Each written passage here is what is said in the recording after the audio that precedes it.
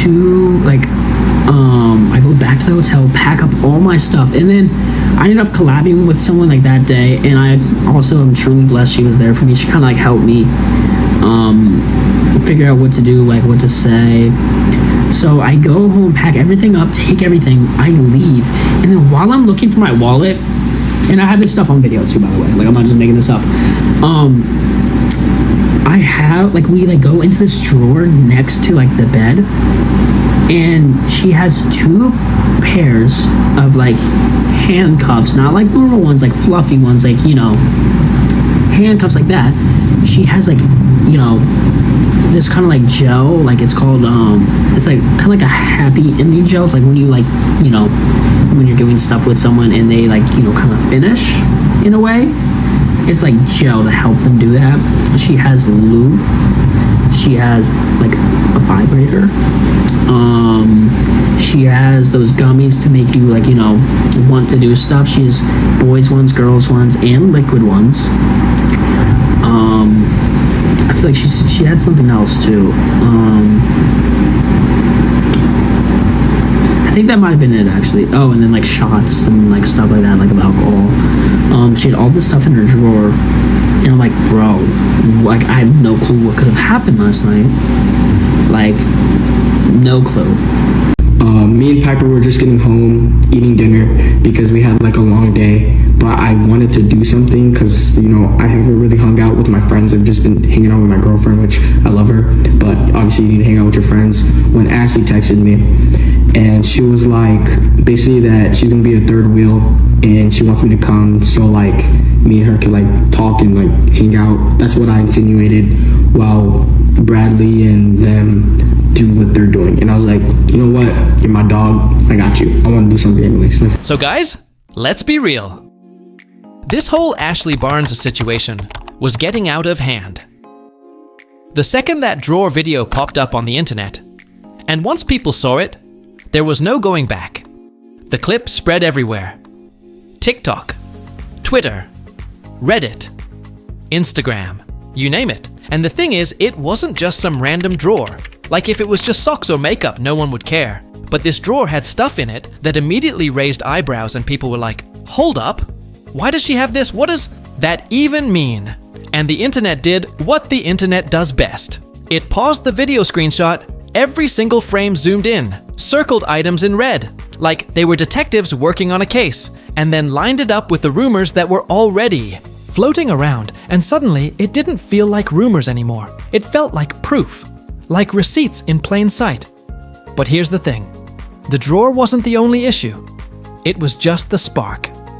What made the backlash explode were the stories people had already been whispering about. Brad Mason was the first one to really push it into the spotlight with his Storytime series. And after that, it was like opening Pandora's box, forcing a kiss on a roommate, trying to drug someone Capri Jones' name.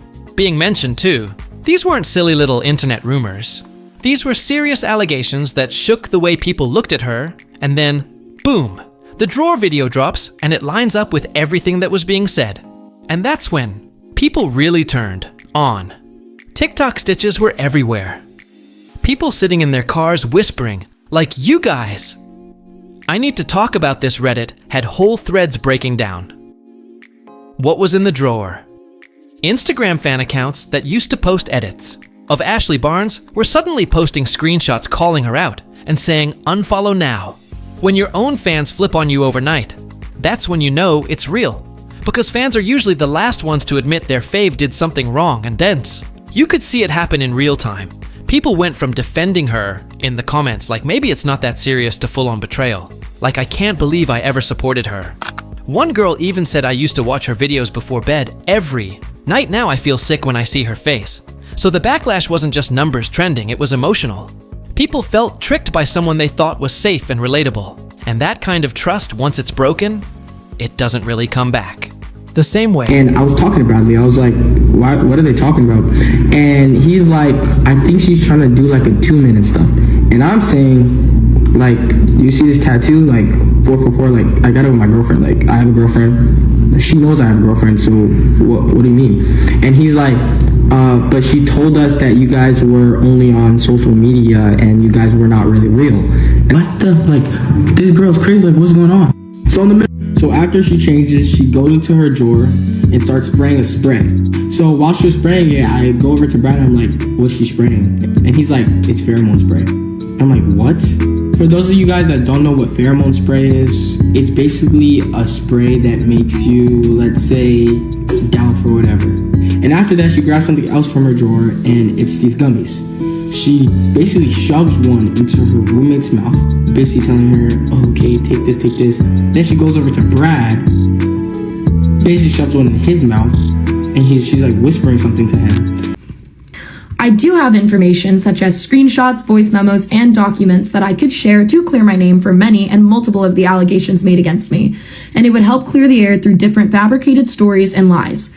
To do so, sharing this information would require me to publicly post about the actions of other minors involved in these situations. Also, unfortunately, a lot of this has become he said, she said situations where people saw how much attention the original creator got and decided to make up or twist their own stories to gain attention. I'm not gonna lie, I definitely have considered a version of this where I dragged everyone down with me and called them out for the misinformation they spread.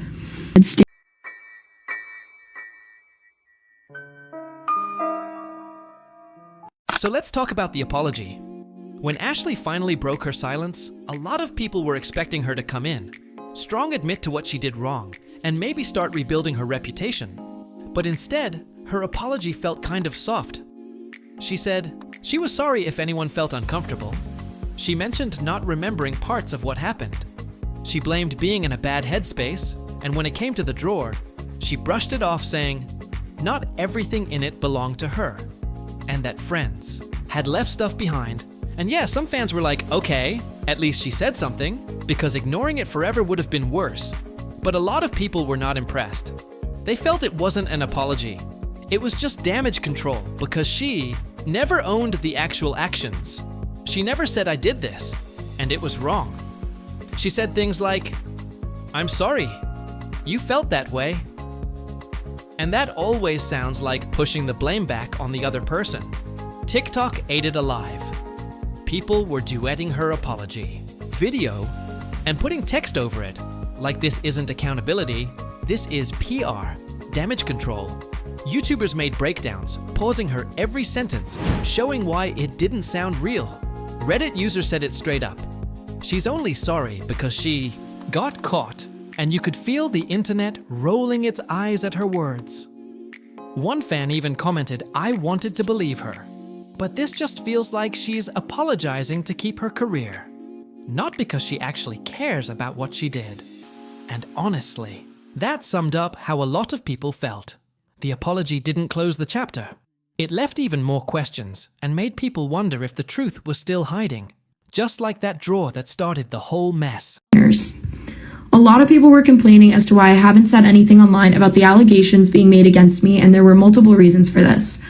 I wanted to handle this situation maturely and deal with it how it should be dealt with offline. Also, I was off my phone for a while because I was inpatient at rehab, which is something that I had to push to get myself into. I wanted to make sure that enough changes had been made to ensure that I don't fall back into old habits or that all of this was for nothing, before speaking publicly about anything. The situation is heavily layered and unfortunately was being treated only as a way to gain clout or hop on a trend rather than being handled for what it really was.